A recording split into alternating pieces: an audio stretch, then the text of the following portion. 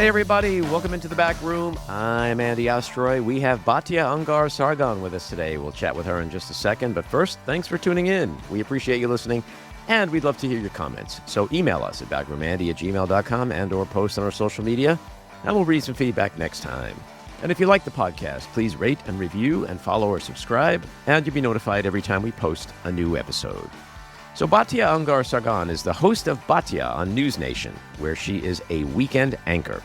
She is a frequent contributor to the New York Post and a columnist for the Free Press. And she just released her new book, The Jews and the Left, which she's here to discuss today. And let's just say we had a spirited conversation. Batya, welcome into the back room. Thank you so much for having me. Congrats on the book. It's called The Jews and the Left. So why don't you tell us about its main premise and why you felt it was important to write it now? So there were two main audiences I was hoping to speak to. The first is a non-Jewish audience. I get asked all the time, especially by conservatives, Republicans, Christians, why are the Jews Democrats when the left has turned on the Jews and we have their backs? And I wanted to write a book that explained the two pieces of that, both why Jews became Democrats in the first place and then why the left turned on them.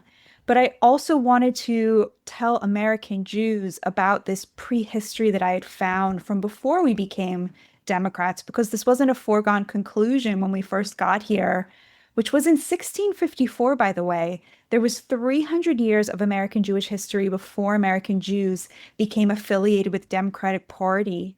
And that history is so rich and so precious. And what I found really surprised me, and I think will surprise a lot of American Jews, which is that we were not seen as a minority, we were not seen as oppressed, and we were not seen as an immigrant community. We were seen for 300 years as founding partners in the creation of this great nation. We were seen as one of the three great faiths, and we were not oppressed.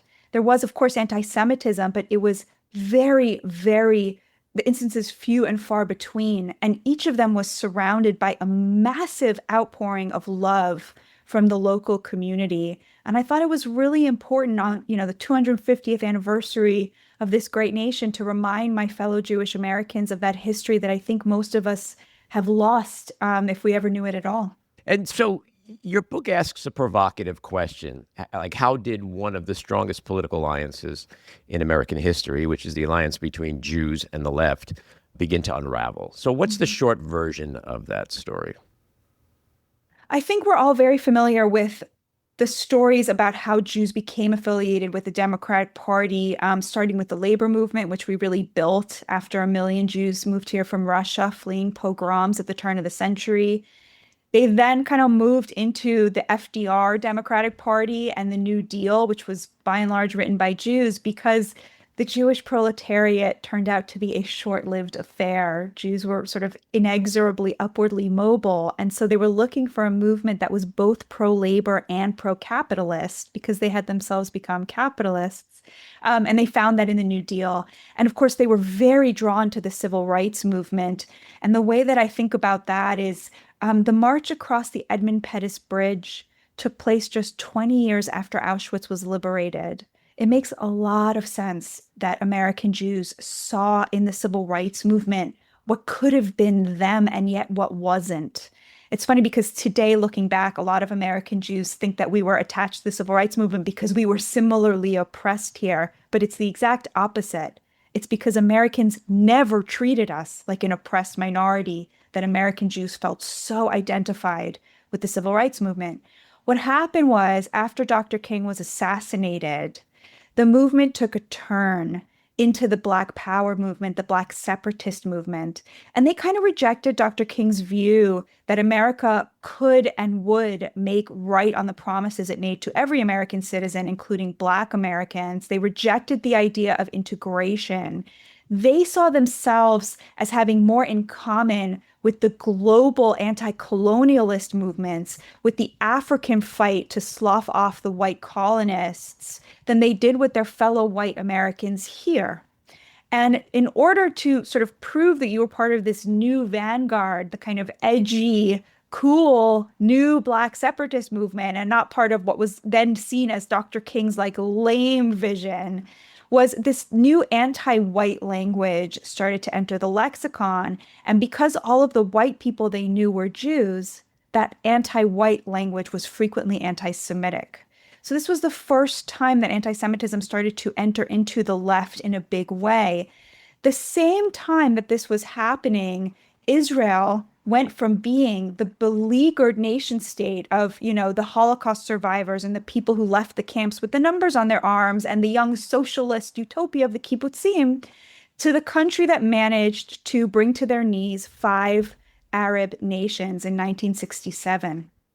And around this time, when Israel was proving how strong it could be, there was this new postmodernist language developing in the academy and on the left, developing starting around that time in the 60s and the 70s, to where you had this rejection of the Judeo-Christian values of right versus wrong, true versus false, that this country had been built on. And instead, what you had was this post-colonial, post-structuralist French philosophical movement that said that there's no right versus wrong. There's only powerful versus powerless. There's oppressor and oppressed. And that is the most important paradigm that we have. The oppressed, people with darker skin, are inherently virtuous, and the oppressor, or people with lighter skin and more power, are inherently evil. This view would have stayed in the hallowed halls of the academy, except for another thing that was starting to develop around the same time, 70s and then the 80s and the 90s, which was a neoliberal economic world order that said that, we no longer respect working class people. We no longer view in labor, physical labor in a factory, let's say, or in the service industry, a pathway to the American dream. We're going to ship all these really good working class jobs overseas. We're going to import millions and millions of immigrants to do service labor jobs and to do construction. And the pathway to the middle class is going to go through a college education. This was the view that kind of took hold, especially in the Democratic Party. So what you ended up having was a situation to where exposure to this post-structuralist, anti-Western, oppressor-oppressed binary became a prerequisite for being part of the American elite. And thus it started to get massively mainstreamed on the left and really take over. And it's obvious how that worldview is always going to be on a collision course with Jews who are not oppressed, who are strong, who are successful, who are powerful, whether it's in America or in Israel. And so I think that's really the history of where it started with a cultural revolution. It then became an intellectual revolution. And then the economic piece of it, all of these things together created this perfect storm of turning the left against the Jews. Well, yeah, I mean, there's a lot to unpack there. A lot to disagree with. Yeah. No, and I agree with a lot. I mean, look, the Democrats have had a problem with the working class. And this is why we've lost some major elections in the past 10, 15, 20 years. But I think they're finding their mojo again. And I think November might be different. But in terms of like being Jewish and Jewish oppression, I would say Jews aren't as oppressed as they used to be. We're still oppressed. I mean, I'm a Jew. And I think it's a complicated relationship Jews have with each other. When I was a kid, I heard of the self-loathing Jew. I'm not sure where that originated or what the real meaning is behind that. But, you can look at the modern history and see how, the conflict between Reform Jews and conservative Jews. And I think am I correct in that I saw somewhere that you're an Orthodox Jew? Is that true? Yeah. Okay. So, who's a real Jew? There's been that conflict and that debate within the Jewish religion. There's the form of Hasidim, or I think that don't believe Israel should exist. When I was growing up, I was like, how did Jews think that Israel shouldn't exist? What the hell is that about? And then it's hard to argue that since October 7th, so much has changed. Mm-hmm. And I have gone through my own little journey. I started out just so aggressively defending Israel after October 7th. I'm a proud Jew. I'm not a religious Jew. I'm a proud Jew. I consider myself a Zionist. I believe in the Israeli state, and I believe in all the reasons why it should exist. And that support went on for a very long time. and I got angry at the students on the campuses and all that. And then there came a moment where, you know, I stopped getting angry at the genocide talk. I didn't adapt that word myself. I still don't think it's a genocide. I can argue that, you know, I see the points being made that there might be excessive militarism going on, but I don't think anybody sat down like Hitler and said, okay, let's wipe out these people. That's a genocide. And I think calling something a genocide when it's not kind of is demeaning and disrespectful to people who actually have experienced real genocide. But I've gone through my own inner conflict, and I just feel like today it's hard to really be a Jew and support Israel, but also want a homeland for the Palestinians and understand their cause. It's just Why is that hard? Why is that hard? Well, it's hard. It's not hard for me. It's hard for a lot of people. Yeah. You are who my book is for, because you, I assume, like you're very proud of being Jewish, and to you, your Jewish identity probably has two main components. There's your Zionism, your support for other Jews, the sense of connection, a spiritual, cultural, historical connection to Jews worldwide, and your liberal values. You probably feel that those are very close to your heart when you think about, why am I proud to be a Jew? It's the same reason I'm proud to be a Democrat, because I care about the little guy, I care about the underdog. Like, these were the values American Jews were raised on, and they seemed coded both for Jewish identity and for being a Democrat. Am I right? Yes, but it gets complicated when you start to see things that you just fundamentally cannot agree with and you think are wrong. But exactly.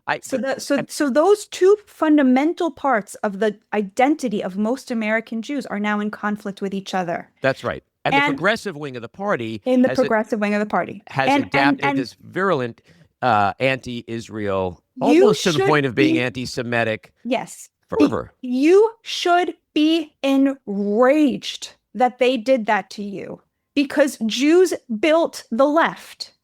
And you can so easily imagine a progressive movement Wait. That who did what to me?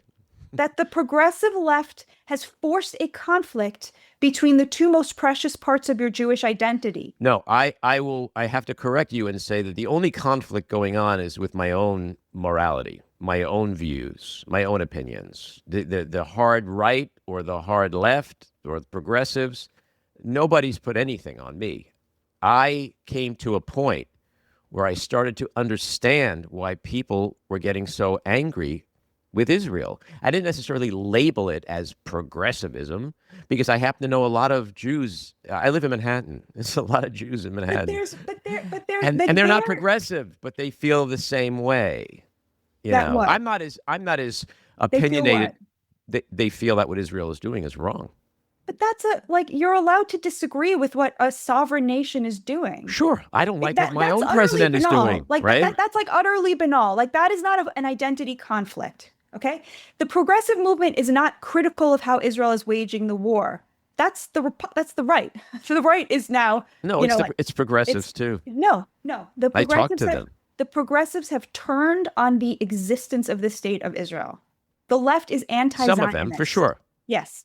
So that is worlds apart. It is worlds apart to say, I have a problem with how Donald Trump is handling immigration, and to say, I don't think America has a right to exist. Right? So worlds apart. Yes. Okay? That's where you and I agree. What I am saying is that it is outrageous that the progressive left, which was built by Jews, has arrived at a place where it is forcing Jews to choose between their pro-Israel Zionism and their progressive values. Well, it is outrageous. I put that on my fellow Jews, because like I said, nobody's forcing me to do anything. I'm an intelligent person. I can make my own decisions based on what I see. I have friends in Israel. I have friends in Israel who don't support any of this. Where you and I differ is where things might be forced upon people. Okay, I give people credit for being able to make their own decisions. I went from one position to a somewhat of a different position. Okay, I didn't do that because I'm brainwashed or forced. I did it because I have critical thinking, I have intellectual curiosity, and I look at what's happening, and I can say for myself, I think some things are excessive. It doesn't change who I am. It doesn't change my views on the state of Israel, the existence of the state of Israel. It's very similar to how I view my own country. I do not support my country right now in the way it's being run, and I don't support my leadership. Doesn't mean I don't love America. I love America. I also love the idea of Israel. I've never been there, but I love the idea of Israel and why it must exist. We're So, agreeing. yeah, So I'm not gonna. Well, this is yeah, not a debate. yeah. We're saying the same thing. I think we are in many ways. Yeah.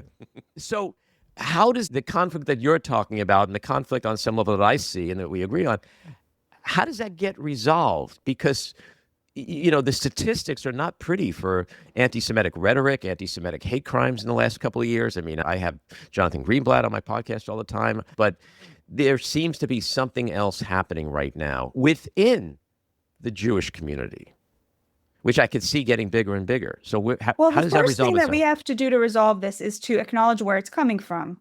So there's this view that's common among Jews that the right is much more anti-Semitic. So they'll say, okay, maybe this guy doesn't like Israel. Maybe this person's an anti-Zionist, but the real anti-Semitism is on the right. And that's just completely false. Over the last year, everybody from Donald Trump down through the Republican senators, Republican congresspeople, influencers, anybody with any influence in the Republican Party, people have come on my show and denounced Tucker Carlson, Nick Fuentes, Megyn Kelly, Candace Owens, and drew a line in the sand. And Trump basically kicked these people out of the Republican Party. And that is the exact opposite of what's happening on the left. So the people who don't like Jews on the right are being utterly marginalized. You look at Tucker Carlson's polling numbers among Republicans, he's underwater by 7 points among Republicans. And what did Tucker Carlson do to earn the ire of Republicans? All he did was turn on the Jews. But meanwhile, on the left, the people who have he's turned on Trump in other ways too. Yeah, because of Trump's pro-Israel bond, because Trump is pro-Israel. That's the only reason. People have turned on Trump because of his position on the Epstein files and the lack of prosecutions. But not Tucker Carlson. Tucker Carlson turned on him because of his position on Israel. And as a result, he's been chased out of the Republican Party. And meanwhile, on the left, it's the exact opposite. The people who have the worst views on Jews and Israel have become celebrities. They are elevated. They are campaigned with. They are praised as the vanguard, as the future of the party. So it is unbelievably important that American Jews understand this. It's so painful. It is so painful because they're so used to seeing the right as anti-Semitic and the left as their home. And there's been a complete reversal of that. And there is so much denial about it. But you cannot fix a problem if you're in denial about what it is. NYU, 4 weeks ago, there was a flag flying over NYU that had a Jewish star in the middle and swastikas on either side. The left has appropriated the swastika, okay? NYU allowed a flag with swastikas to fly on its campus? Do you think I made that up? No, but I'm not calling you a liar. I'm just saying, as someone who lives nearby, that sounds crazy. I don't know what to tell you. It happened. That is something I will look up after we end this conversation. No, look it up right now. I don't want to be called a liar on your show. Look it up right now. All right. Okay. I see the headline. I think I can already tell you where this conversation is going. Man charged with hate crimes over swastika flag flown on NYU campus. The man, Alexander Stepnowski, was arrested on Tuesday on the Lower East Side, blah, blah, blah. So in which a flag with two swastikas and a Star of David flew above a campus building. Okay. So, for the interest of time, that sounds to me, if I keep reading, that there was some guy who put a flag up. Not that NYU sanctioned the raising of a flag with swastikas. No, of course I didn't mean to suggest NYU sanctioned it. All right, well, that's how it sounded. So I'm glad we're clarifying that. But this guy is a leftist, right? Like, this was a criticism of Israel from the left. It was the Israeli flag with a swastika on it. The left but he's also crazy because nobody normal does that. Nobody normal does What do you mean? People do this all the time. They call Israel Nazis. It's exactly the same thing. They say Israel committed a genocide. Right. The only reason they use that word is to accuse Israel of the crimes of the Nazis. Because obviously it's not a genocide. Like, everybody knows that. So why are they using that word? They are appropriating the swastika. They are appropriating the crime of the Nazis against the Jews to tar the Jews. But it's an isolated incident by a lone wolf. And that happens in every walk of life, Leftists on the left, on the right. Hundreds of thousands of left-wing people tweet this at me and send me DMs about this with swastikas every single day. Every single day. This has been utterly, and the symbol of the swastika, I mean, Graham Plattner has a concentration camp guard skull and crossbones tattooed on his chest. He has a Totenkopf. This is the left today. All right. I want to bring something up to you because I think this is important because you just brought up Graham Plattner. So last year when Elon Musk gave what many believed was a Nazi Sieg Heil salute, you explained it as, quote, a man with Asperger's exuberantly throwing his heart to the crowd. Right. And you accuse the accusers of, quote, inventing outrage. Right. So now we have Graham Plattner. And I'm curious to know why you don't have the same compassion or understanding for a Marine Corps veteran like Plattner, who did multiple tours of hellish combat duty, who, while on leave in Croatia, got drunk as a young dude and got a tattoo. He claims he didn't know what it was, whatever. Even if he kind of knew what it was, he was still young and dumb. And he came home with major PTSD and addiction problems. I personally don't see a difference between what you're accusing Plattner of and your support for a guy who, to me, looked like he threw a Sieg Heil salute. You don't see a difference between a person who didn't do a Sieg Heil and a person who did, by your own admission, get a Nazi tattoo. You don't see a difference between those things? He got a skull and bones tattoo. If you look up skull and bones, there's an awful lot of examples of how that's been used as a symbol that is not Nazi related. I'm sorry, Andy, you are so deep in denial. 4 people said he told them it was a Nazi tattoo. See, this is, I think, a problem. This is Andy, a problem. Andy, that when 4 people have said he told them it was a Nazi tattoo. He knew it was a Nazi tattoo. No, he consistently says he doesn't, but because he was informed that it was offensive to people. Okay, so now you just contradicted what you just said. What? You said he knew. Now you're saying he was lying when he said he didn't know. Yes, he knew and he's lying So when he said he didn't know. Those are the same exact thing. He knew what it was and he is lying. You have no idea of knowing what his intention was. I know that 4 people have come out and said he called it his Nazi tattoo when he talked to them. 4 people, including an ex-girlfriend who said he taught her the word Totenkopf. And I'm sorry, that is the last thing my great-grandparents saw before they were shoved into a gas. Are you talking about the Republican operative who came out? It's pathetic for a Jew to run cover for a Nazi tattoo. It is pathetic. I'm just playing devil's advocate with you. I think it's pathetic for a Jew to say Musk didn't give what appeared to a lot of people to be a Sieg Heil salute. It's ridiculous only because you've decided it's ridiculous.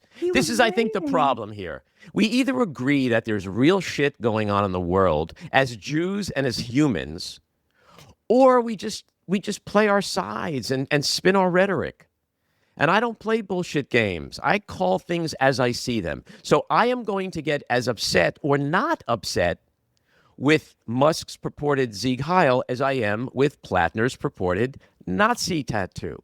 I don't justify one and not the other. Yeah, but reality and that's what a lot of people are doing. Andy, and that contributes. Reality exists. That contributes you can't just call to the something out toxicity. Because you want to be on both sides. Okay, so let's continue the conversation. Musk good, not a salute. Plattner bad, Nazi tattoo. Where does this end? Where does this end? You know that Elon Musk went and visited with the hostages and the hostage families in Israel. And Plattner's family is half Jewish. Okay, your move. But Plattner hates Israel. I'm saying there's no evidence that Elon Musk has ever said or done anything anti-Semitic. He's incredibly pro-Jewish. Okay, we just did a Google test on NYU. Let's do a Google test. Show me where Plattner hates Israel. Give me one comment. One comment. One comment. What do you mean? One comment. I'm trying to, but you keep saying one comment. You asked me to Google. I did, and I proved you wrong. I'm asking you to Google right now. Google. Wait. You proved me right when you Googled me. You proved me right. You found the flag. What are you talking about? All right. Unfortunately, we do live in an era of gaslighting, but this is being recorded. I should remind you. So when people listen to this, they're going to hear you say NYU flew a flag. I said a flag was flown at NYU, which is exactly what you Googled and found. A flag was flown at NYU. Okay, I will let the listeners decide for themselves whether you were suggesting that was NYU flew the flag. Are you nuts? I will let this episode speak for itself. So, where does it end? Because this just makes the toxicity worse. When you justify one thing and don't excuse it on the other side. That's just tribalism. That's just tribalism. Justify people who do good things and you condemn people who do bad things, that's tribalism. So now you're going to suggest But it's Musk has not. done good things? I think him going to visit with the hostage families and wearing the hostage Chainsaw Charlie, necklace who shut down all the aid programs that we had in this country that helped We're people talking all about over the whether he world. was pro-Israel or not. I think he's very pro-Israel, and he did Okay, but something here's very my problem. pro-Israel at As a a time when it Jew, really mattered. I don't see how that has anything to do with Doge. I don't like Doge, but I here's like that he went to Israel and visited Here's with my the hostage problem as a families. Jew. I think that was extremely important. Here's my problem as a Jew. There's a lot of things that go on in the world that don't necessarily involve Jews or Israel. I am not a single issue Jew. This is the problem, I think, inherently in the Jewish community right now. There are too many people who are doing this and saying, I don't give a shit what goes on in this world to anybody unless it's happening to Israel and Jews.